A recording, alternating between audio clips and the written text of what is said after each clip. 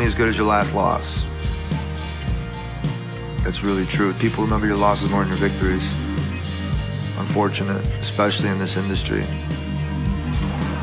My last loss, I think people are going to remember a lot of different things. You're going to have people remember the uppercut. You're going to have people remember me being all cut up. But what people are going to remember is that time where everybody came together.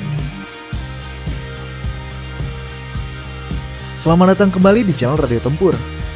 Usai UFC 255, UFC sebenarnya telah mempersiapkan banyak event untuk mengisi bulan Desember dan mengakhiri tahun 2020 ini. Namun sayang, virus COVID-19 menggagalkan event-event tersebut. Dimulai dari UFC Vegas 15 yang mana seharusnya menjadi duel antara top contender UFC heavyweight, Curtis Razor Blaydes versus The Black Beast, Derek Lewis. Namun hanya tinggal 2 hari sebelum pertandingan, Curtis Blaydes dinyatakan positif COVID-19. Begitupun event berikutnya, dalam UFC Vegas 16 kemarin, Jack Hermansson awalnya dijadwalkan untuk melawan Darren Till. Namun lutut Darren belum pulih dari pertandingannya melawan Robert Whittaker.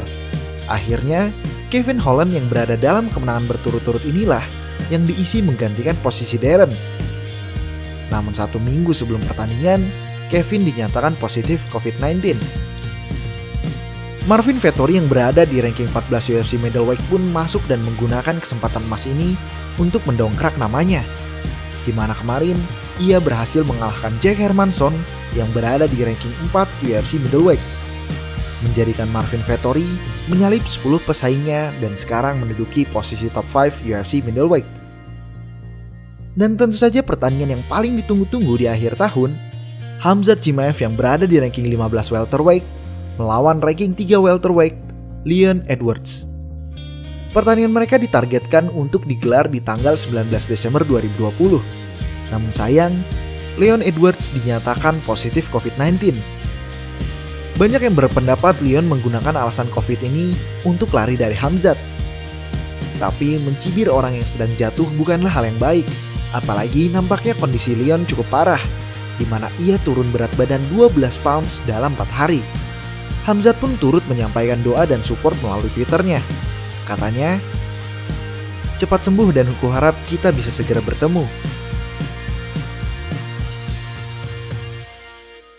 Yang ingin gue sampaikan di sini, dari rentetan main event yang gagal oleh karena COVID-19, ditambah kasus positif di negara kita yang menurut data juga terus bertambah, seolah menegur kita untuk tidak lupa bahwa COVID ini masih ada. Tidak ramai bukan berarti virus tersebut sudah hilang. Panik itu tidak perlu, tapi berhati-hati itu wajib. Tetap rajin olahraga ya brother. Jangan idola kita aja yang badannya sehat-sehat aja. Kita juga harus sehat juga dong. UFC 256 bagaikan obat kepala bagi Dana White yang pastinya stres melihat rentetan main event yang gagal. Main event dari acara ini adalah perebutan sabuk juara UFC Flyweight, Deiveson Figueiredo melawan Brandon Moreno. Dan co-main eventnya adalah pertandingan yang akan kita bahas, Tony Ferguson versus Charles Oliveira.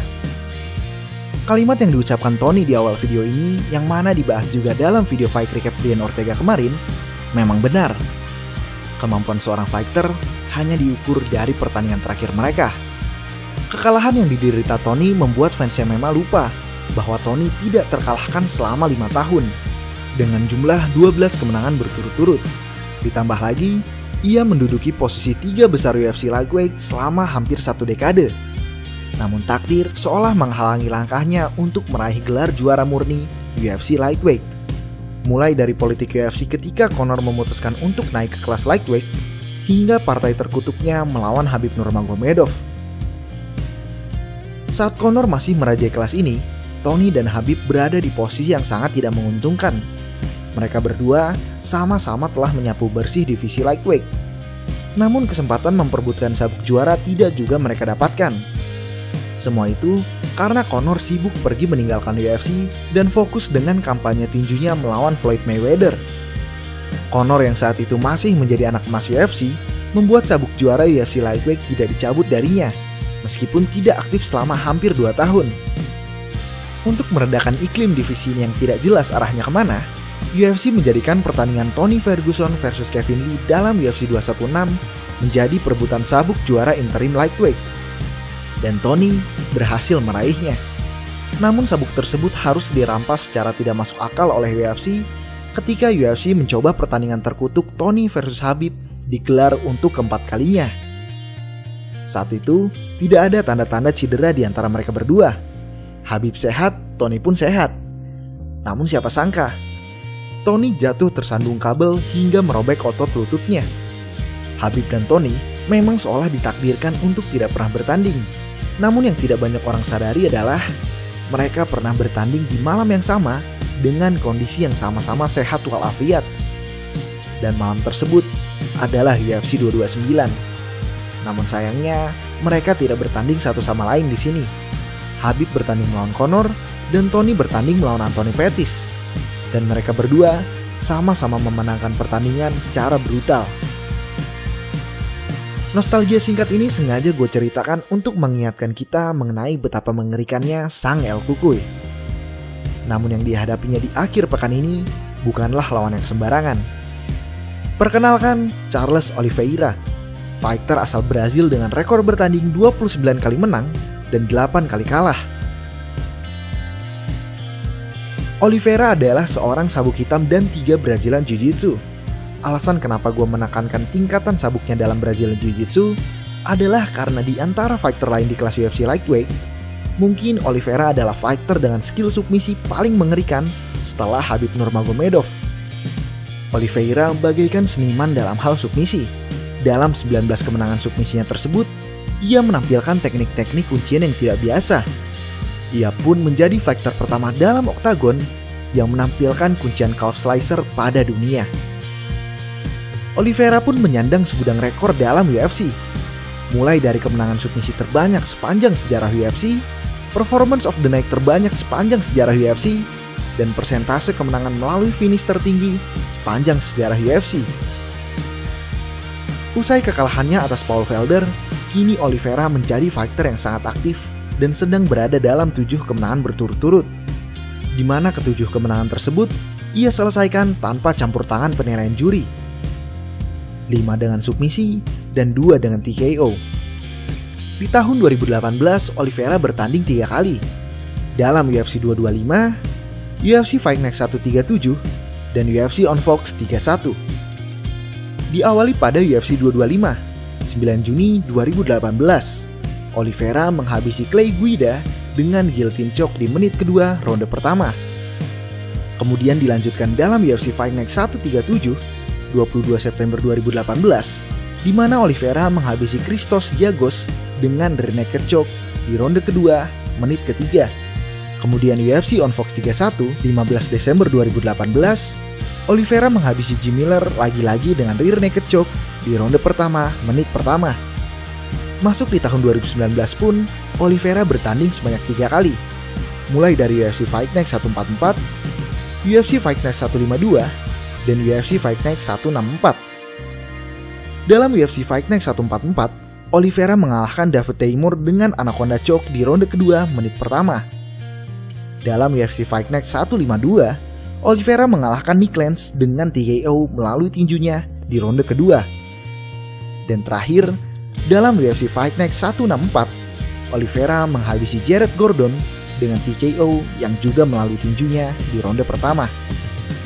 Masuk di tahun 2020, barulah Oliveira akhirnya merasakan bertanding sebagai seorang main event. Ia bertanding melawan Kevin Lee yang saat itu menduduki peringkat 8 UFC Lightweight. Sedangkan Oliveira masih berada di ranking 13 UFC Lightweight. Mereka bertanding dalam UFC Fight Night 170, 14 Maret 2020. Dan Oliveira mengalahkan Kevin Lee dengan guillotine choke ketika Kevin Lee mencoba melakukan single leg takedown. Dengan prestasi sebanyak itu, mungkin muncul pertanyaan, mengapa orang sekaliber ini tidak mendapatkan sorotan? Atau setidaknya menduduki peringkat top 5? Secara pasar, Oliveira yang tidak pandai berbahasa Inggris mungkin menjadi salah satu faktornya. Namun faktor utamanya, tentu saja, karena Oliveira berada dalam divisi paling keras panjang sejarah UFC. Sarangnya para monster, UFC Lightweight. Akhir pekan ini adalah kesempatan emas bagi Charles Oliveira untuk mendobrak tembok pembatas dirinya dan bergabung dengan top 5 elite UFC Lightweight.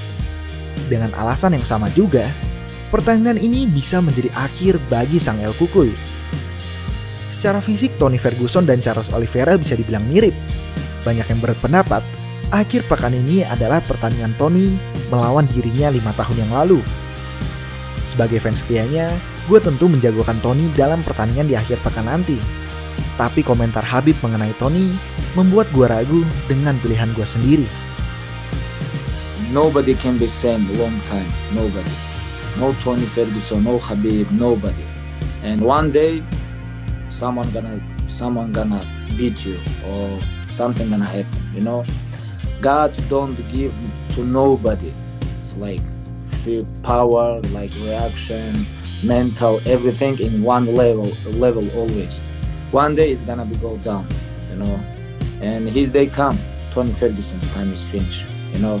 Now he gonna come back. Someone gonna beat him again. I believe, because when you take damage like this, you never gonna be same. Never ever. Even if you Tony Ferguson. Siapa yang kalian pilih dalam UFC 256 besok? Tulis di kolom komentar ya. Terima kasih.